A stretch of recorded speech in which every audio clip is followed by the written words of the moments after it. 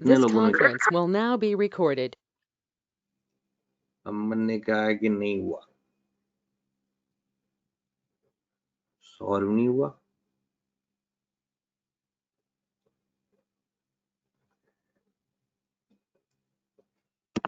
और किसी ने इसको हाथ लगाया, क्योंकि मेन तो कल करना ही यही था।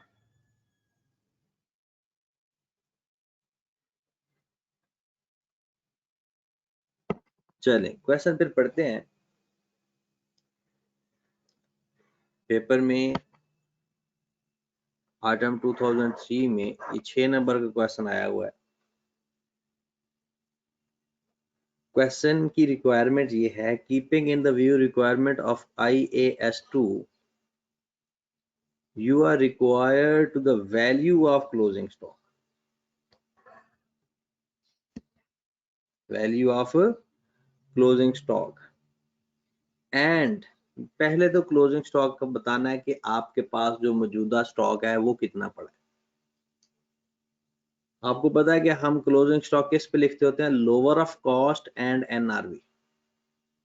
किस पे लिखते होते हैं, lower of cost and NRV। यहां तक फिर वो कहते हैं and the amount of profit. Profit से मुराद ग्रॉस प्रॉफिट और नेट प्रॉफिट, वहां उसकी बात कर रहा है।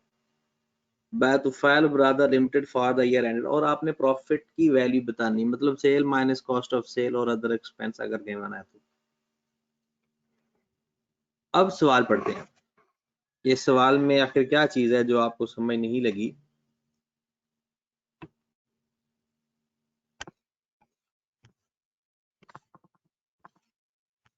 चलें जी। Tufail Brothers Limited has imported chemicals worth ₹450 million from the Singapore at landed cost 1000 per kg। कहते हैं जनाब आपने टोटल 400 मिलियन का कैपिटल खरीदा है, और खरीदा किस हिसाब से है, 1000 पर केजी के हिसाब से। ठीक है, ये अभी आपने खरीदा है 400 मिलियन का, और 1000 पर केजी के हिसाब से अगर मैं आपसे बात करूं कि आप 450 मिलियन, ये होता है जनाब 450 million at the rate of 1000। तो अगर मैं इसको 1000 पे डिवाइड कर दूं तो मैंने टोटल जो केजी खरीदे हैं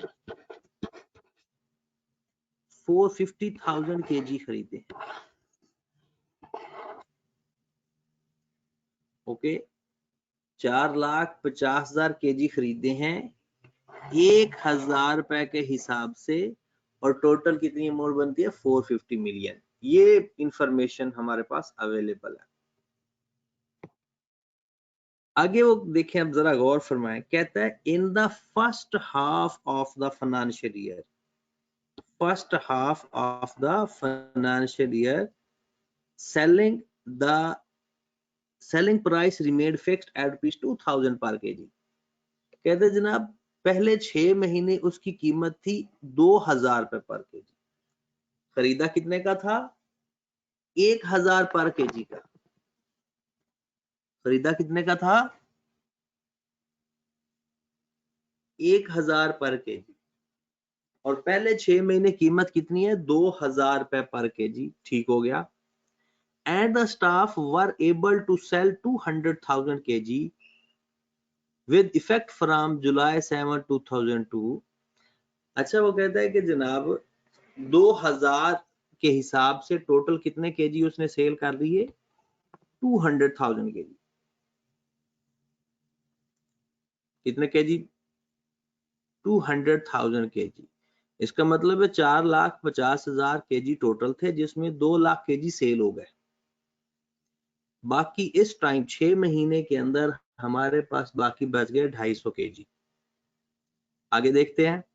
With effect from July 7, 2002, sudden drop of the price in international market and reduction in duty staff by government forced Tufail brother to reduce the selling price at 1600 per KG. कहते हैं जनाब 7 जुलाई के बाद international market में कीमत की कमी की वजह से ये पता चला कि हमने 1600 पर केजी करना है। यहां तक ओके है सवाल? कि जनाब अगर मैं इसकी बात करूं कि 4,50,000 हमारे पास टोटल है, जिसमें 2 लाख केजी हमारे 6 महीने में सेल हो गए हैं। किस रेट के हिसाब से? 2000 के हिसाब से ये हमारे सेल हो गए हैं। डन होगी बात। अब अगली लाइन में यहां से आपकी कॉमन सेंस शुरू होती है। साल का एंड है, कहते 31 दिसंबर 2002 स्टॉक वर्थ, वर्थ का मतलब उसकी कॉस्ट, स्टॉक कि उसकी कॉस्ट कितनी है, कितनी कॉस्ट पड़ी है उसकी? 1 लाख। कितनी कॉस्ट पड़ी है उसकी? 1 लाख। कहता है जनाब stock worth ₹100 million valued at original landed cost was unsold। 1 lakh का स्टॉक आपके पास अनसोल्ड है। लो जनाब, ये पहले 6 महीने में आपका स्टॉक सेल हुआ था 100 मिलियन। अगर मैं डिवाइड करूं इसको 1000 रुपए, तो मतलब 1 लाख केजी, ये आपका क्लोजिंग स्टॉक हो गया।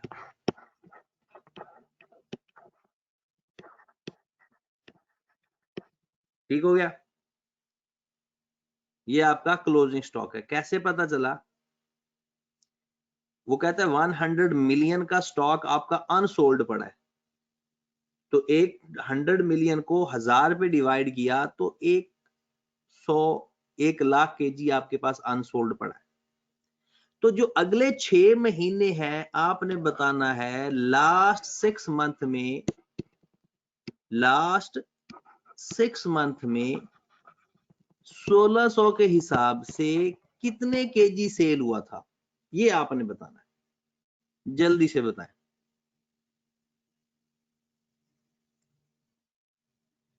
ये आपने बताना है और जल्दी से बताएं कि आखिरी 6 महीनों में फिर कितने केजी स्टॉक सेल हुआ। 2 लोगों ने आंसर दिया है, बल्कि बाकी लोगों का भी आ गया। 150,000 केजी। ये इंफॉर्मेशन अब कंप्लीट हो गई। दोबारा सुने, ये इंफॉर्मेशन कॉमन सेंस थी।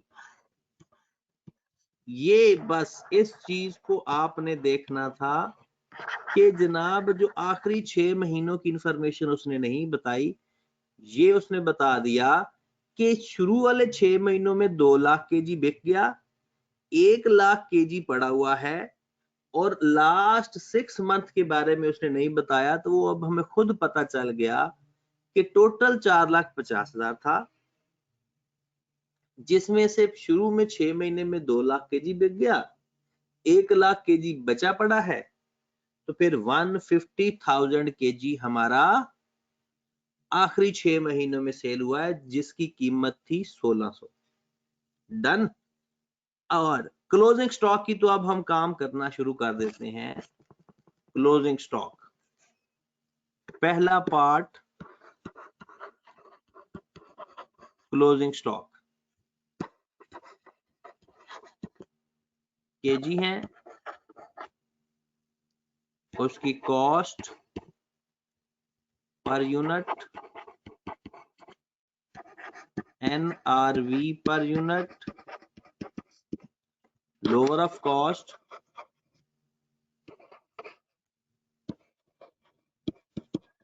And NRV. जब भी वो क्लोजिंग स्टॉक की बात करेगा हम उसकी कॉस्ट और उसकी एनआरवी को आपस में कंपेयर करेंगे। जब भी वो कॉस्ट क्लोजिंग स्टॉक की बात करेगा, अनटिल एंड अनलेस के वो खराब ना हो या उसकी मार्केट वैल्यू कम ना हो। चलें जनाब, कितने केजी पड़ा है स्टॉक हमारे पास? 1,00,000 केजी। 1000 पर केजी के हिसाब से उसकी कॉस्ट है। 1,00,000 केजी 1000 पर केजी के हिसाब से उसकी कॉस्ट है। कहते हैं ना 1 मिलियन का स्टॉक उसकी लैंडेड कॉस्ट पे पड़ा है। अब जरा गौर फरमाएं, कहते हैं Tufail brothers limited decided to further drop selling of the chemical 800 per KG in order to sustain the existing market share। कहता है कि अब मजीद तुफैल ब्रदर्स ने डिसाइड किया है कि उसको कितने का बेचेगा? 800 रुपए पर केजी के हिसाब से। मजीद आगे देखें, accountant had estimate that overhead charges for selling the chemical was ₹50 पर केजी। 800 रुपए पर केजी बिकेगा, 50 रुपए पर केजी उसके ऊपर सेलिंग एक्सपेंस आएंगे।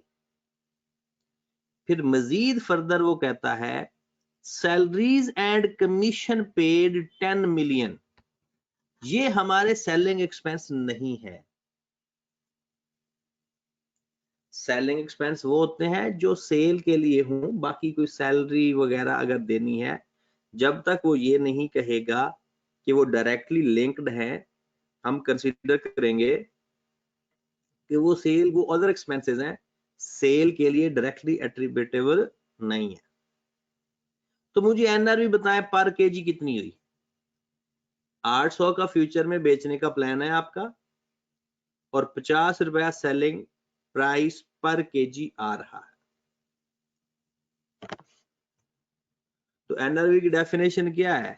Future cell value minus selling expense. बिल्कुल सही, जितने लोगों ने जवाब दिया वो है 750। और हम लिखते होते हैं lower of cost and NRV. Lower of cost and NRV. तो 1000 से मल्टीप्लाई करोगे या 750 से मल्टीप्लाई करोगे 100,000 केजी को, तो आपको मल्टीप्लाई करना पड़ेगा 750 से और आपका आंसर आ गया 75 मिलियन। लो मेरे भाई, पहला आंसर आपका ये है। बात नहीं समझ लगी मुझे लगता है। पहला आंसर आपका ये है कि उसने पूछा है कि according to IAS2 closing stock की वैल्यू बताओ। तो पहली वैल्यू ये है। यहां तक डन है?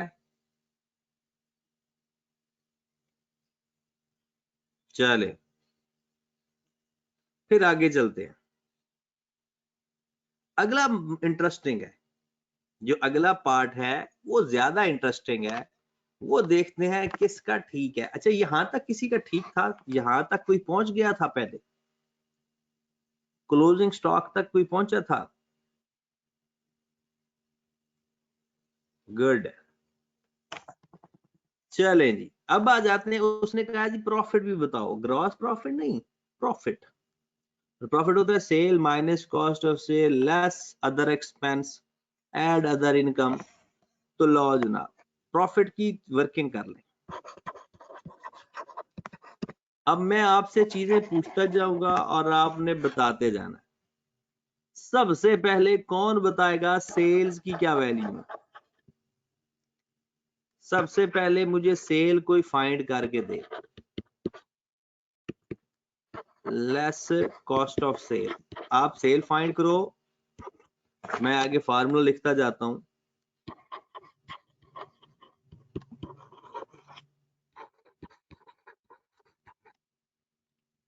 हाँ जी जनाब, कोई बंदा मुझे सेल की वैल्यू बता दे।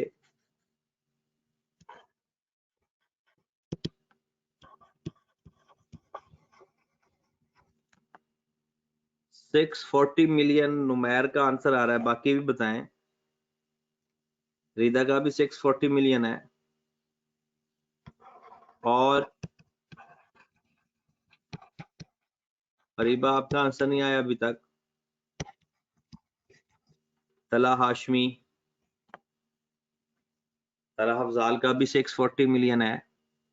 तस्बीहुल्लाह खान नजर नहीं आ रहा। 640 मिलियन है तस्बीहुल्लाह खान का भी। चले आप देख ले जिसको नहीं पता चला। देखो ना, हमारा जो स्टॉक सेल हुआ है, एक पहले 6 महीने हुआ है 2000 केजी, 200,000 केजी, 200,000 केजी सेल हुआ था एट द रेट ऑफ 2000 पर केजी। और अगले 6 महीने आपने खुद कहा था 150,000 केजी सेल हुआ है at the rate of 1600 per KG. ये सेल हो चुके हैं हमारे स्टॉक। जो फ्यूचर में बिकना है वो अभी 800 का बिकना है, जो फ्यूचर में बिकना है वो अभी 800 का बिकना है। लेकिन ये स्टिल जो हमारा सेल हो रहा है, जो हमारा स्टॉक सेल हो रहा है, वो 200,000 KG at the rate of 2000 और 150,000 KG at the rate of. तो लो जनाब, अगर हम इसको मल्टीप्लाई करेंगे तो ये आ जाएगा 400 मिलियन, और इसको 1600 को 150 से मल्टीप्लाई करेंगे तो 240 मिलियन। टोटल हमारी सेल कितनी आ गई? 640 मिलियन। लो जनाब, ये बात तो काफी सारे लोगों को समझ लग गई। Working number 1 640 million.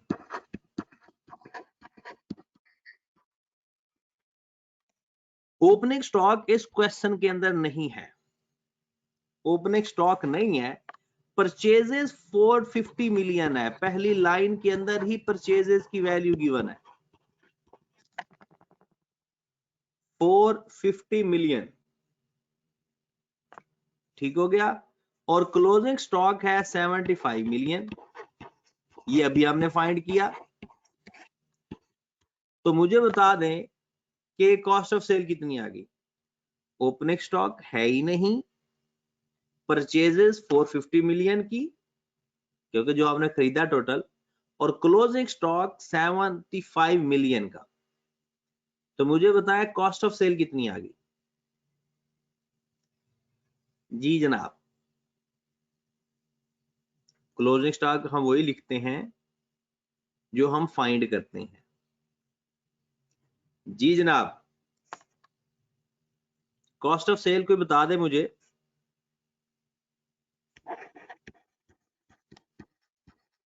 $375 million. Gross profit,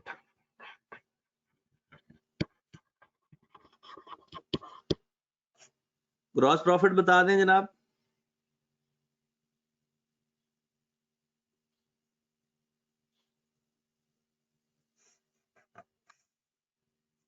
$265 million.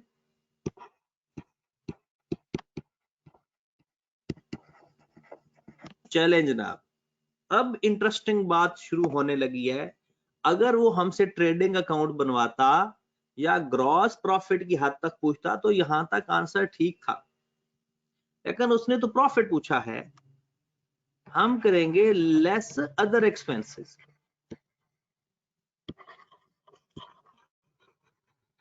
Other expenses दो तरह के हैं, एक तो है selling expense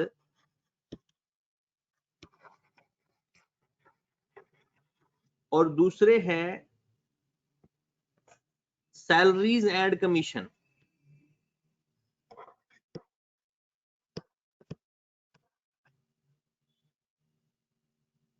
salaries and commission, salaries and commission बताया हुआ है 10 मिलियन, और आपने मुझे बताना है कि सेलिंग एक्सपेंस कितने। ये टारगेट है। सेलिंग एक्सपेंस बताओ कितने हैं। यहां पर आपको बताए हुए हैं सेलिंग एक्सपेंस ₹50 पर kg।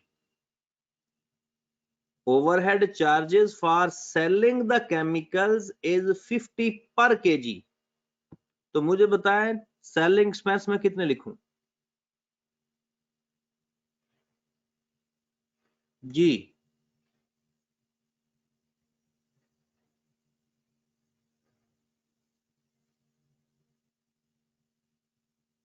अभी तक किसी का आंसर आया नहीं।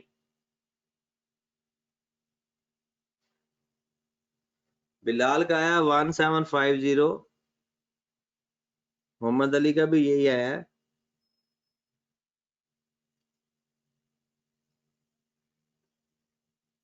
हाँ जी जनाब।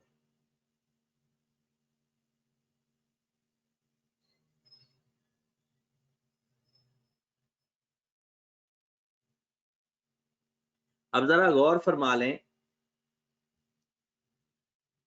हमारे अक्सर स्टूडेंट इसको ये देखते हैं कि जो क्लोजिंग स्टॉक पड़ा है उसको 50 से मल्टीप्लाई कर देते हैं। याद रखें हमारे जो यूनिट सेल हुए हैं वो हुए हैं टोटल 350,000 kg। ये यूनिट सेल हुए हैं,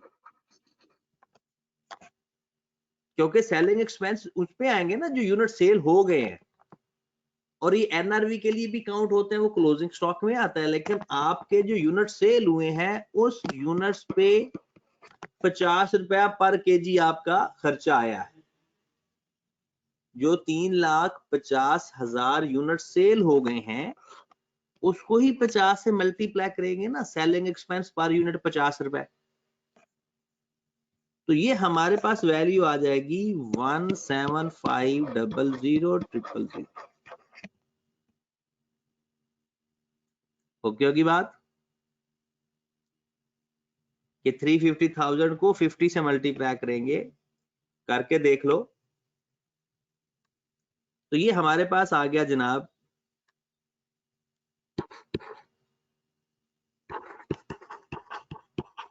लो जनाब। अब आपके पास आ गया प्रॉफिट, और यही इंटरेस्टिंग चीज थी इस पूरे क्वेश्चन के अंदर। बाकी कोई इतने ज्यादा कोई बात नहीं थी। 265 मिलियन माइनस 1,500,000 माइनस 10 मिलियन। जी जनाब प्रॉफिट कितना आ गया? प्रॉफिट कितना आ गया रैना अहमद? दोबारा प्रॉफिट रीस्टेट चेक करें अपना। 237500000। ये आपका प्रॉफिट आ रहा है।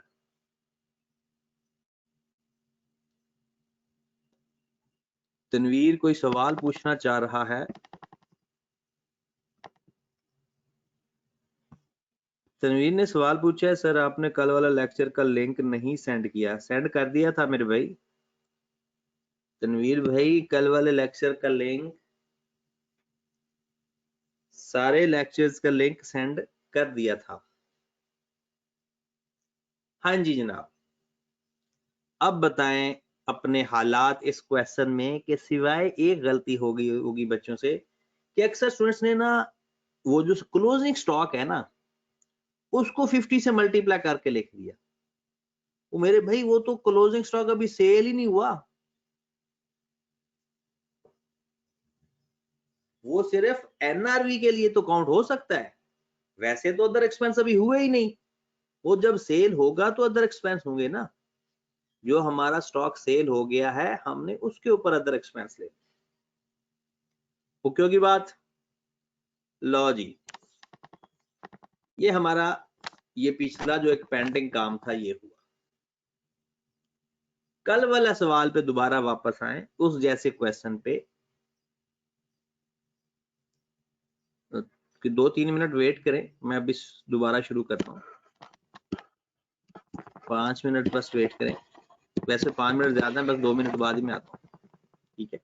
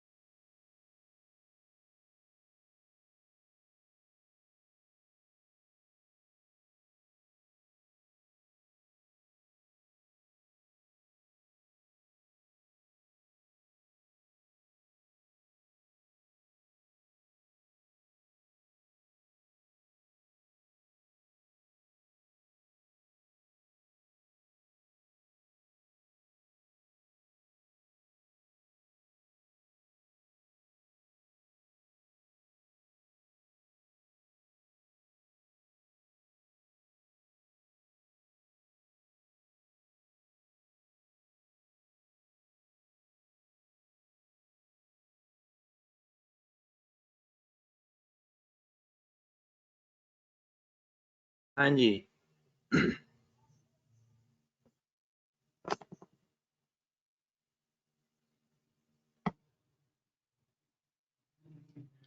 हमने सवाल किया था परपेचुअल सिस्टम में FIFO मेथड के जरिए। उसमें किसी को अगर कोई परेशानी है तो बताएं। हमने लास्ट टाइम क्वेश्चन किया था परपेचुअल सिस्टम में FIFO मेथड के जरिए। आज हमने सवाल करना है परपेचुअल सिस्टम में वेटेड एवरेज के जरिए, यानी सिंपल सवाल। और कल के दिन हमने एक बहुत बड़ा सवाल करना है, ठीक है? तो अभी perpetual system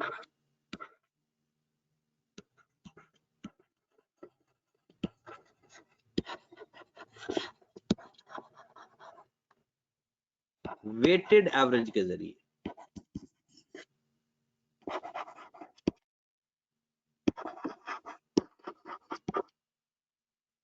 perpetual system weighted average के जरिए। वेटेड एवरेज का नाम कभी कभी लिखा जाता है एवको। एवको स्टैंड फॉर एवरेज कॉस्ट।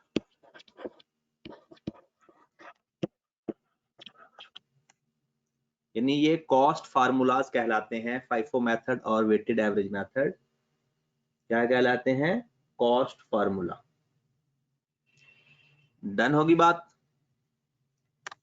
चलें जी, एक सवाल हम अज्यूम करते हैं जैसे कल किया था और उसको सवाल को करने की कोशिश करते हैं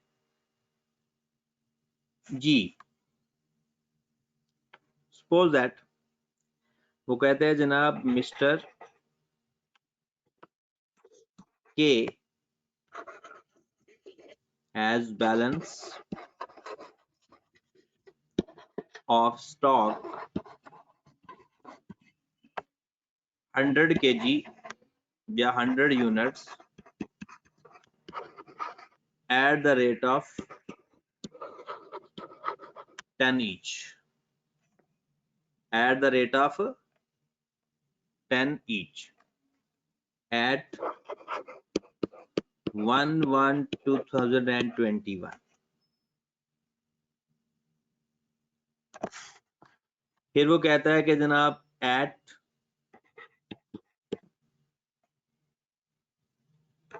5/1/21 he purchased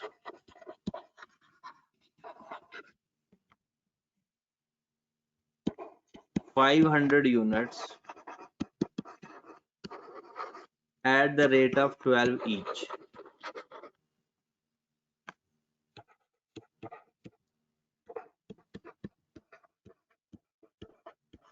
At 7/1/21 he sold 400 units at the rate of 25 each.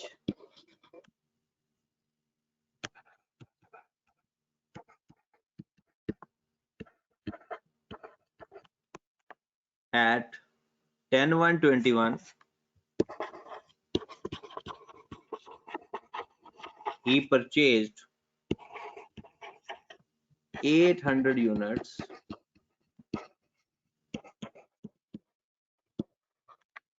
at the rate of 15 each.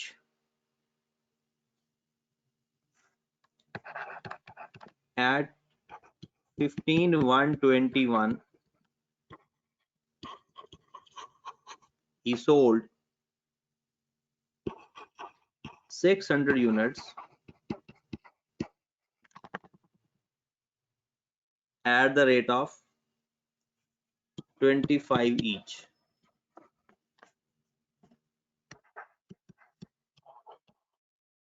At 21/21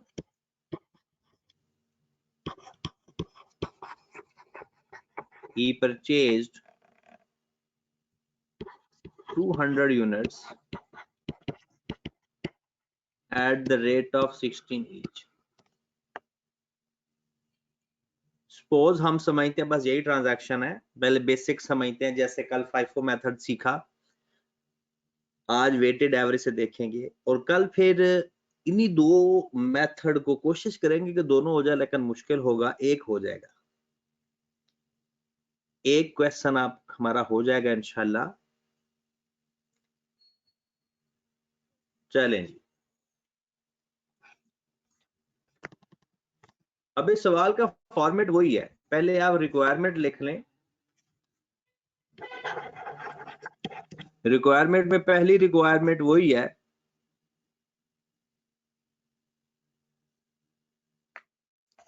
कि find value of closing stock.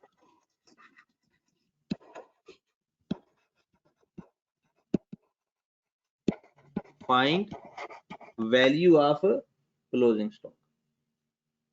दूसरा कॉस्ट ऑफ सेल्स फाइंड कर लेते हैं। तीसरा ट्रेडिंग अकाउंट बनवा लेते हैं।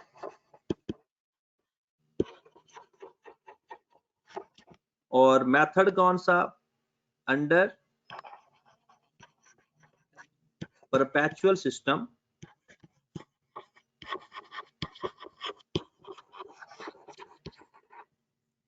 with weighted average.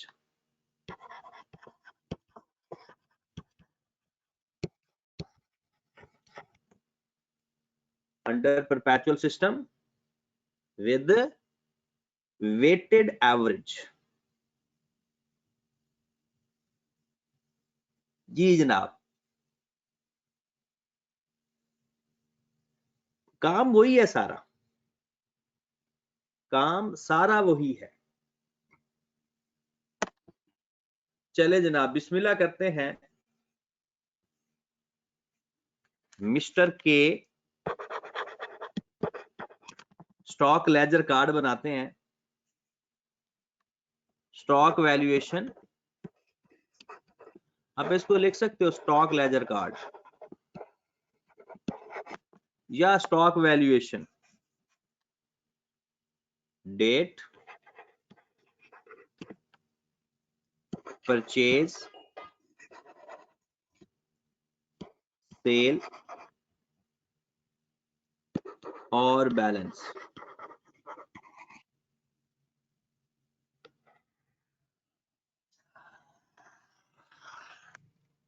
डेट भी लिख लेंगे, परचेज भी लिख देंगे, सेल भी लिख लेंगे और बैलेंस भी लिख लेंगे।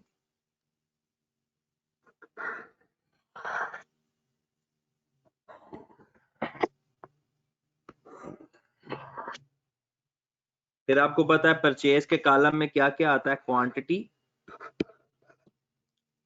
Rate, amount.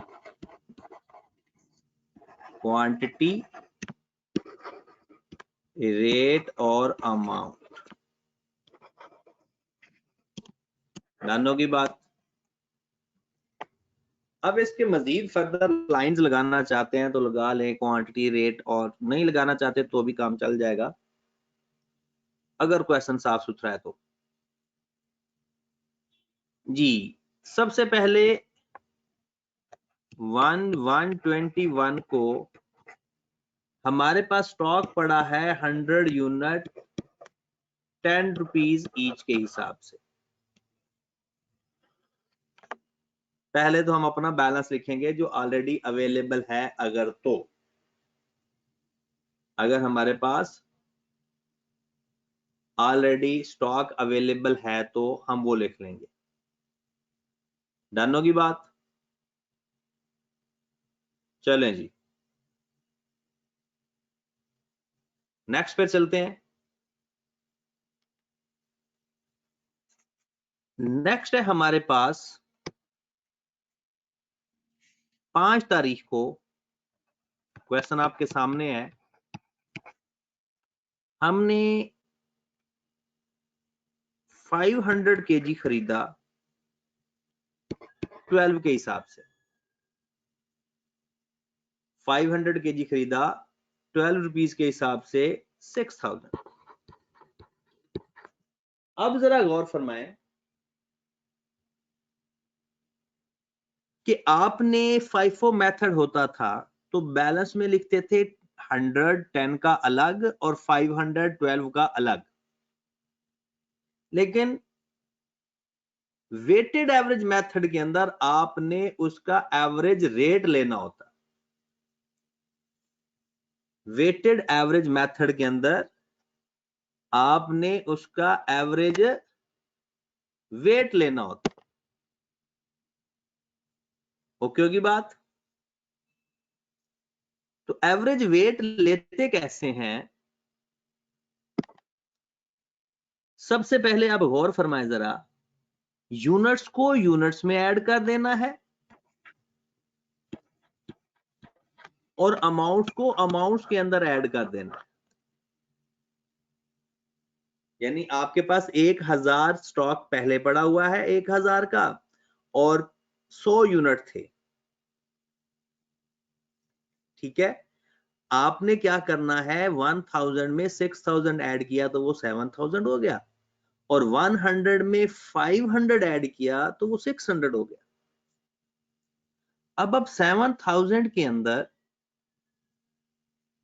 7000 को डिवाइड कर दें 600 पे, 7 डिवाइड कर दें 600 पे, तो आपके पास एक रेट निकल आएगा 11.67।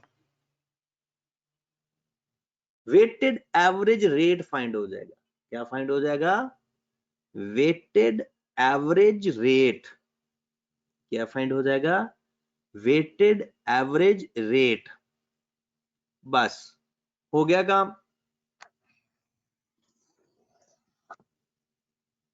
फिर उसके बाद 7 तारीख को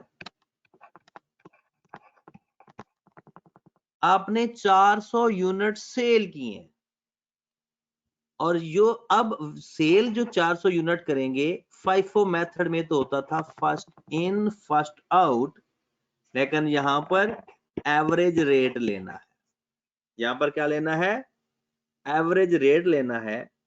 तो 400 को मल्टीप्लाई करें जरा 11.67 से। 400 को जरा 11.67 से मल्टीप्लाई करके बताएं। 4668 किस पे सेल करना है? एवरेज रेट पे। किस पे सेल करना है? FIFO मेथड में फर्स्ट इन फर्स्ट आउट होता था, लेकिन यहां पर एवरेज रेट इस्तेमाल करना है। क्योंकि बात, अब बाकी यूनिट्स हमारे पास कितने बच गए?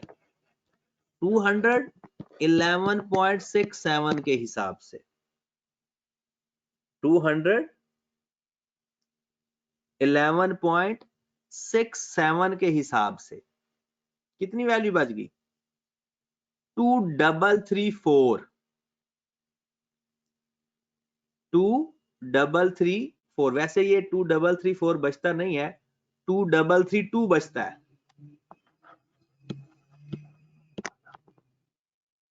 कैसे पता चला? ओ भाई, टोटल 7000 भी तो होना चाहिए ना। ये जो 2 रुपए का फर्क आ रहा है ना, ये राउंड ऑफ की वजह से आ रहा है।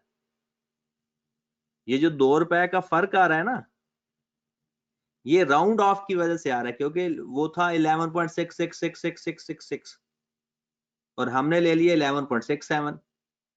तो ये जो 2 रुपए का फर्क आ रहा है,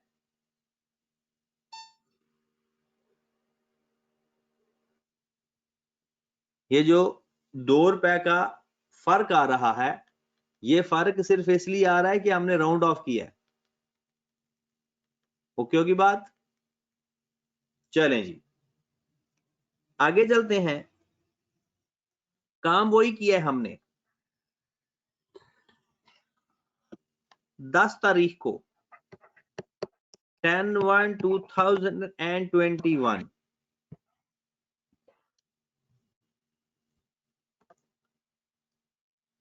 10 तारीख को हमने फिर यूनिट खरीदे हैं। तस्बीहुल्लाह खान कहता है कि 11.67 कैसे आया। तस्बीहुल्लाह खान, हमने एवरेज रेट फाइंड किया था। जरा गौर फरमाए, आपके पास 100 यूनिट पहले पड़ा था, 500 यूनिट आपने फिर खरीदा, तो टोटल हो गया 600 यूनिट। 1000 पहले वैल्यू थी,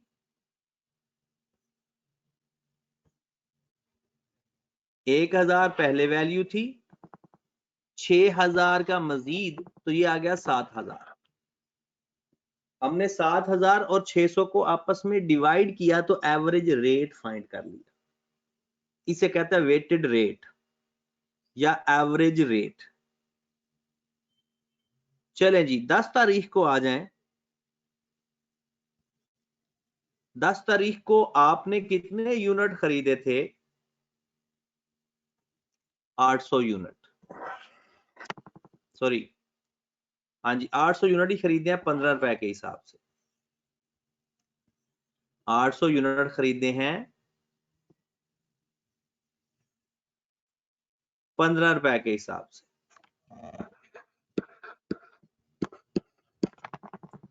800 को मल्टीप्लाई कर दें 15 से, 12,000। अब जब आपने इसको बैलेंस में लिखना है तो यूनिट्स को यूनिट्स में ऐड कर देना है। कैसे काम करना है? यूनिट्स को यूनिट्स में ऐड कर देंगे। यूनिट्स हो गए 1000 और अमाउंट्स को अमाउंट्स के अंदर ऐड करेंगे तो हो जाएंगे 14,332। 14,332 इनको आपस में डिवाइड कर देंगे तो रेट कितना आ रहा है हमारे पास? 14.332। 14.332 ये आ गया एवरेज रेट। हो गया बस रिकॉर्डिंग। उसके बाद हमने 15 तारीख को यूनिट सेल किए 600 यूनिट, और कौन सा रेट इस्तेमाल करेंगे? 14.332। जो एवरेज रेट होता है FIFO के अंदर फर्स्ट इन फर्स्ट आउट, और वेटेड एवरेज के अंदर जो एवरेज रेट आ रहा होता है उसी पे ही सेल करते हैं। तो 600 को मल्टीप्लाई कर दें 14.332 पे, तो 8599 आ जाएगा। 8599। बाकी कितने यूनिट बच गए? 400 यूनिट 14.332 के हिसाब से। बाकी जो आपके पास स्टॉक रह गया वो 400 यूनिट 14.33 के हिसाब से, तो 5733। इन दोनों को प्लस करें ना तो वो ऊपर 14,332 बन जाना चाहिए। और अगर कोई डिफरेंस आ गया तो आप वो अमाउंट रिमेनिंग लिख लिया करें, 1-2 पॉइंट की खैर होती है। चलें जी, 20 तारीख को आपने अगेन परचेज किया 200 यूनिट्स 16 रुपए के हिसाब से। कितना आ गया? 3200। काम वही करना है, यूनिट्स में यूनिट्स ऐड करने हैं, अमाउंट में अमाउंट ऐड करनी है। यूनिट्स में यूनिट्स ऐड करने हैं, अमाउंट में अमाउंट ऐड करनी है। इन दोनों को आपस में डिवाइड करके रेट फाइंड कर लेना है। 14.88 888 कर लो। 14.88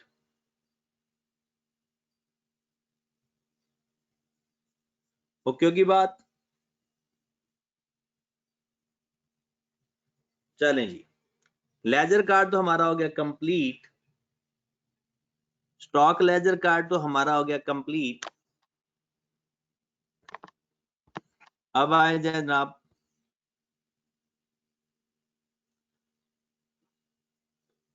सबसे पहले हमने बताना है जनाब हमारा क्लोजिंग स्टॉक कितना है। इसमें तो क्लोजिंग स्टॉक आपके पास यूनिट्स, रेट और अमाउंट, 600 यूनिट आपके पास अवेलेबल है 14.888 के हिसाब से 8933। ये आपका आंसर आ गया पहला क्लोजिंग स्टॉक। वो जो स्टॉक आपका एंड पे बचा पड़ा है वही तो क्लोजिंग है। डन। फिर अगला कॉस्ट ऑफ सेल। लो मेरे भाई, कॉस्ट ऑफ सेल कहां से फाइंड करते हैं? ये सेल वाला सारा कॉलम ऐड कर लेते हैं।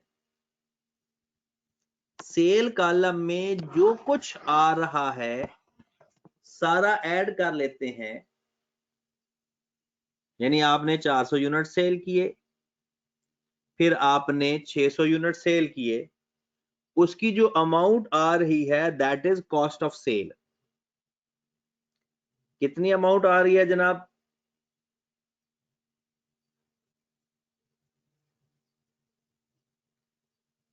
One three two six seven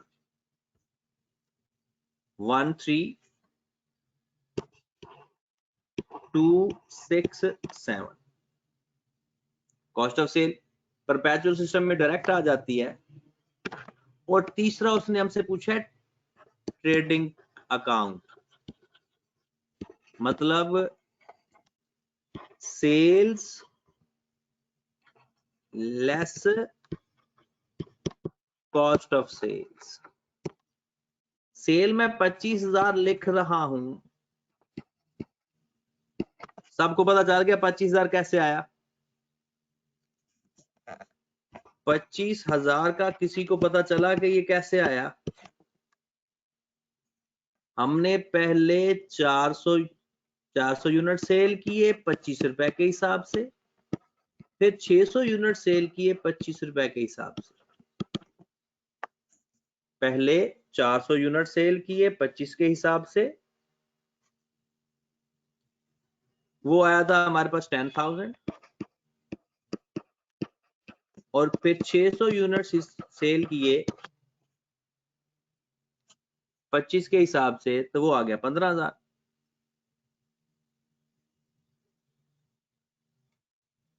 तो अब हमारे पास ग्रॉस प्रॉफिट आ गया सर जी। ये सेल्स में फाइंड करते हैं, इसके वर्किंग शो करना जरूरी है क्वेश्चन में, या ये वैसे भी? डायरेक्ट कर सकते हैं, डायरेक्ट कर सकते हैं। ठीक है जनाब। तो आपने कल जो क्वेश्चन करने हैं, जो क्वेश्चन घर से करके आने हैं कल के लिए, वो आपने पास्ट पेपर का क्वेश्चन नंबर 1, फाइफो और वेटेड एवरेज दोनों के जरिए करना है सवाल। और क्वेश्चन नंबर 2, ये 2 सवाल करने हैं,